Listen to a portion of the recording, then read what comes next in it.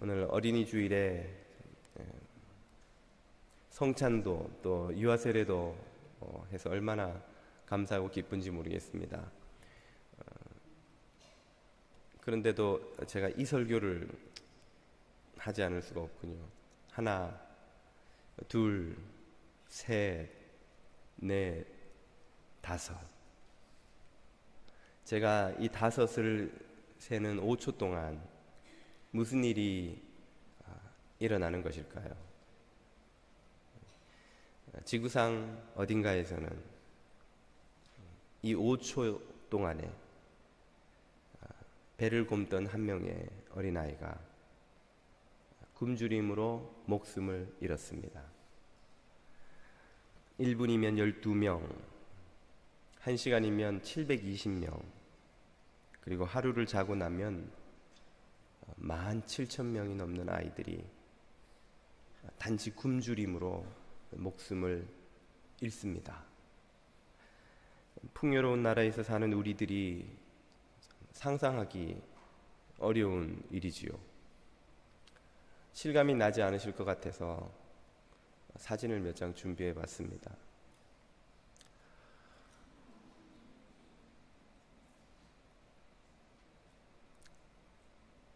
지금도 북아프리카 연안에 가면 내전과 여러 부족 간의 분규가 일어나는 곳을 중심으로 어디서나 어렵지 않게 볼 수 있는 모습입니다. 세 번째 사진은 슬픈 사연이 있는 사진이기도 합니다. 1993년 3월 남아공의 케빈 카터라는 사진작가가 수단의 난민촌을 취재하던 중에 식량 배급센터를 향해서 기어가다가 그만 기력이 다해서 바닥에 웅크리고 누운 한 여자아이를 발견했습니다. 그리고 그녀 뒤에는 그녀가 죽기만을 기다린다는 듯 독수리가 기다리고 있었지요. 케빈 카터는 이 사진을 찍고 다음 해 이 사진으로 퓰리처 상을 수상하게 됩니다. 그러나 이 사진이 유명해지면서 전 세계의 독자들로부터 당신은 왜 사진을 찍을 동안 그 어린 아이를 구하지 않았습니까? 왜 당신은 그 아이를 내버려 두고 그곳을 떠났습니까? 하는 비단에 시달리게 됩니다. 그는 죄책감을 이기지 못하여 수상 후 3개월 만에 그만 스스로 목숨을 끊고 말았지요. UN 식량 특별조사관 장 지글러 박사가 쓴 왜 세계의 절반은 굶주리는가 라는 책에서 그는 지금도 10세 미만의 아이들이 연간 600만 명이 넘게 단지 굶주림으로 목숨을 잃고 있다고 보고하고 있습니다. 그보다 더 많은 수의 아이들이 다행히 목숨은 건지지만 장기간의 영양실조로 말미암아 실명을 비롯한 각종 질병에 시달리고 그들이 요행이 성인이 된다 하여도 서구 사회 청소년들보다 작은 몸집으로 평생을 여러 가지 질병에 시달리며 살아갈 수밖에 없게 됩니다. 이 모든 비극적인 일들이 식량의 부족으로 일어나는 것인가? 답은 그렇지 않다는 것이지요. 지금으로부터 30년 전인 1984년도에 이미 전 세계 농업 생산량은 당시 세계 인구인 60억의 2배가 넘는 120억을 먹여 살리고도 남을 만큼 매년 생산이 되었었습니다. 지금은 그 생산량이 더욱 늘어났으니 당연히 식량은 엄청나게 남아돈다는 것이죠. 그런데도 왜 이 아이들은 매일매일 이렇게 죽어나가야 하는 것일까요? 장 지글러 박사는 그의 책에서 몇 가지 이유를 소개합니다. 그 중에 자연재해와 같은 원인들은 인간이 어찌할 수 없는 불가항력적인 일이긴 하나 그것은 전체 원인의 극히 사소한 일부에 불과합니다. 오히려 그보다 더 심각한 문제들이 바로 인간들의 손에 의해서 일어나고 있는 것이죠. 정치의 부패, 부의 편중, 전쟁, 그리고 국제 곡물가를 좌지우지하는 거대 다국적 곡물 기업들의 횡포가 그것입니다. 정부의 정책도 좌지우지할 만큼 영향력이 큰 이 곡물 회사들은 이윤 극대화를 위해서 곡물가를 높은 수준으로 항상 유지합니다.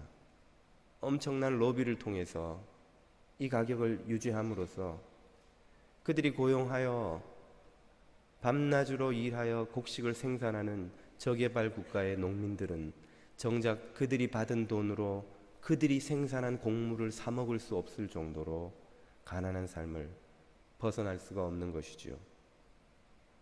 또한 그들은 이 곡물가를 유지하기 위해서 매년 엄청나게 많은 잉여 농산물들을 폐기시킵니다. 남는 농산물들을 바다에 쏟아부어 버린다는 것이죠. 그것을 시장에 다 풀어놓으면 농산물가가 폭락하기 때문에 그들의 이윤이 줄어들기 때문입니다. 이 시대를 바라보시는 주님의 마음은 어떤 것일까요? 지구 한쪽에서는 농산물을 바다에 쏟아붓고 엄청난 양의 음식 쓰레기를 내어버리는 시대에 다른 지구 한편에서는 몇백만의 아이들이 매년 굶어서 굶주린 배를 움켜잡고 누워있다가 결국 기력이 다해 목숨을 잃는 이 시대를 그들의 영혼을 받으시는 주님의 마음이 어떠한 것일까요? 그 주님의 마음을 우리에게 보여주는 것이 오늘 본문 13절, 14절입니다. 사람들이 예수께서 만져주심을 바라고 어린아이들을 데리고 오매 제자들이 꾸짖거늘. 왜 제자들은 아이들이 오는 것을 꾸짖었을까요? 여자와 아이들은 사람의 수로 카운트하지도 않았던 고대 세계에 아이들은 멸시의 대상이었을 뿐 아니라 그 아이들은 아무리 와도 헌금을 할 수 없다는 것을 제자들은 알기 때문이겠죠. 그러나 예수께서는 그 제자들의 행동을 보시고 그만 노하시어서 화가 나셔서 이르시되, 주님의 반응을 아마 실감나게 묘사해 본다면 아마 이런 것이 아닐까 생각합니다. 야, 이 나쁜 놈들아, 이 천벌을 받을 놈들아, 어린아이들이 내게 오는 것을 용납하고 금하지 말라. 하나님의 나라가 이런 자의 것이니라. 어린아이가 당신께 오는 것을 막는 것만으로도 이렇게 노하시는 하나님께서 그 수많은 아이들이 죽도록 내어버려 두는 이 시대를 향해 진노하시고 지옥불을 준비하신다고 한들 누가 주님을 원망할 수 있겠습니까? 무엇 이상할 것이 있겠습니까? 아이들을 향한 주님의 소원은 16절에 이렇게 소개됩니다. 예수께서 그 어린아이들을 안고 그들 위에 안수하시고 축복하시니라. 주님은 우리의 자녀들을 축복하시는 분인 줄 믿습니다. 이 세상에 태어난 어린 생명들은 그들의 인종과 성별과 국적과 지역과 상관없이 모두 배부르게 먹고 안전하게 보호받고 사랑을 받으며 건강하게 자라날 권리가 있습니다. 왜냐하면 주님이 그들을 축복하셨기 때문입니다. 그리고 주님은 우리에게 그렇게 할 수 있는 충분한 자원을 이미 주셨습니다. 그리고 그렇게 하라고 명령하셨습니다. 그럼에도 불구하고 우리는 탐욕과 무지와 무관심으로 아이들의 먹을 것을 빼앗고 그들을 전쟁터와 노예 노동과 매춘의 자리로 밀어넣습니다. 인신매매와 학대와 방치와 게임 중독과 음란한 환경과 폭력이 난무하는 교실로 그들을 밀어넣습니다. 누가 그렇게 합니까? 저 아프리카에 있는 나라, 아프리카에 있는 부족들에게서만 벌어지는 일인가요? 수학여행을 가는 아이들을 수백 명씩 바다에 밀어넣은 나라는 어디입니까? CCTV를 달지 않으면 부모들이 불안해서 아이들을 유치원에 보낼 수 없다고 하는 사회는 어디입니까? 청소년 사망률 1위를 자살이 차지하게 만드는 사회를 만든 이들은 누구입니까? 아이들을 폭력과 무한 경쟁의 정글과 같은 교실로 아침마다 학교 가는 것이 두려워 떨게 만드는 이 사회를 만들어 놓은 사람들은 도대체 누구입니까? 무엇이 아이들을 죽음으로 몰아넣고 있는 것인가요? 우리들의 탐욕, 우리들의 무관심이 아이들을 죽음으로 몰아넣고 있고 앞으로도 그렇게 될 것입니다. 무관심의 무서운 결과를 보여주는 시가 있습니다. 나치 정권 하에 루터교 목사였던 마르틴 니밀러라는 이가 쓴 다음과 같은 시를 소개해드릴까 합니다. 나치가 공산주의자들을 덮쳤을 때 나는 아무 말도 하지 않았다.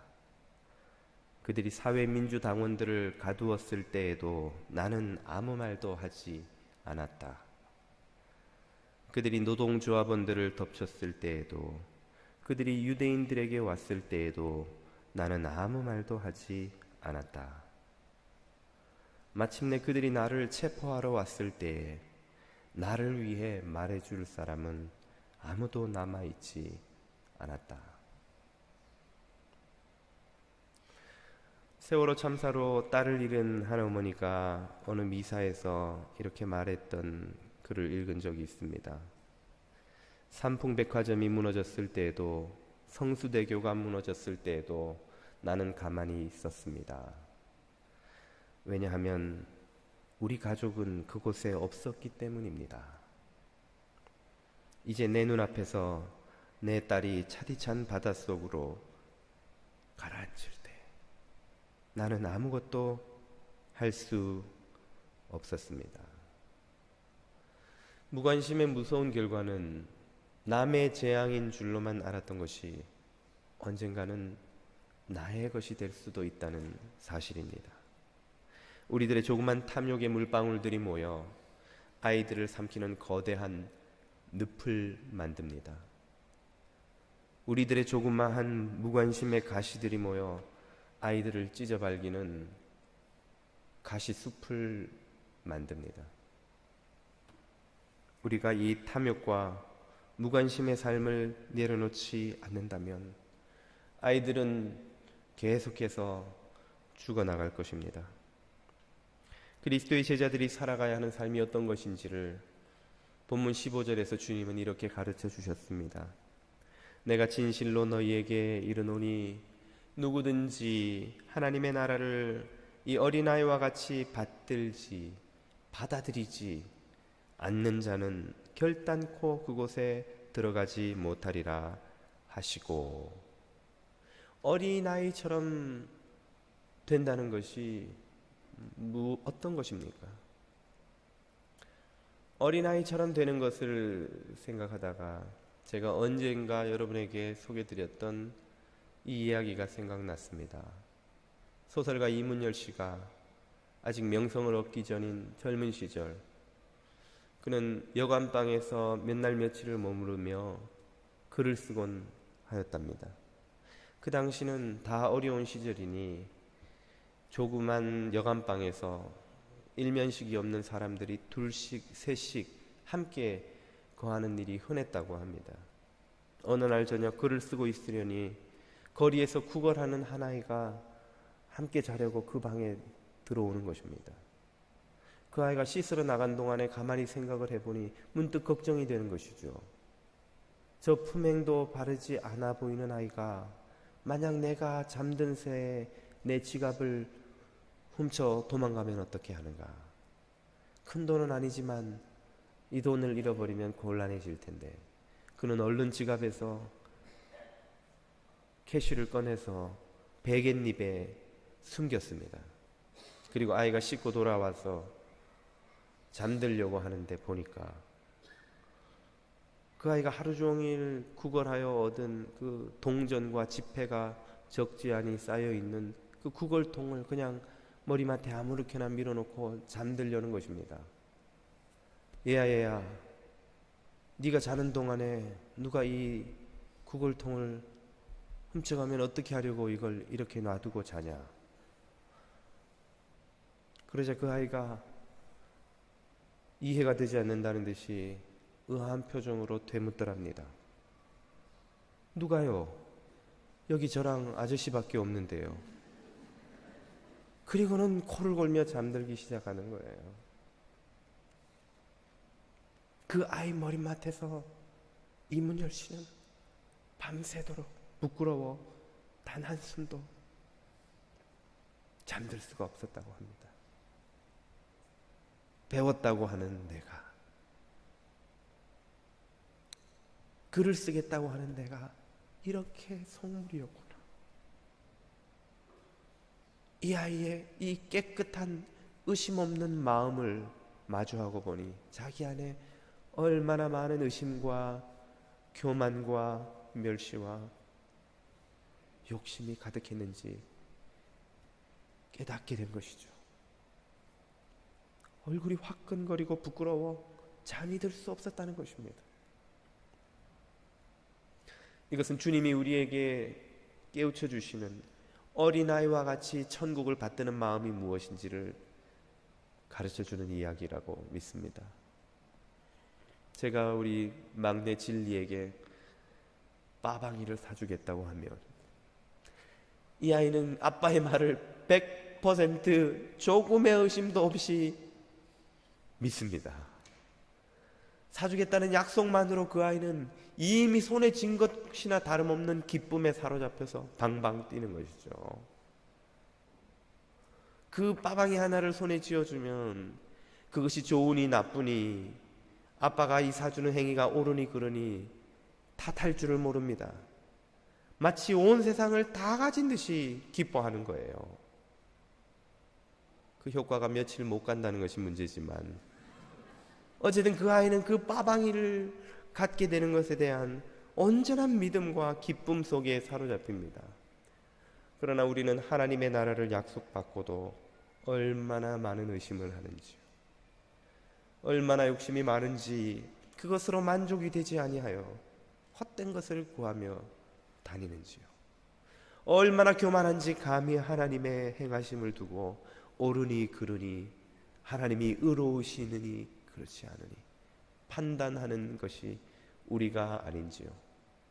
우리가 그런 마음을 내려놓고 어린아이와 같이 깨끗한 마음, 겸손한 믿음으로 하나님 나라를 받아들이지 않으면 우리는 하나님 나라에 들어갈 수 없다는 것입니다.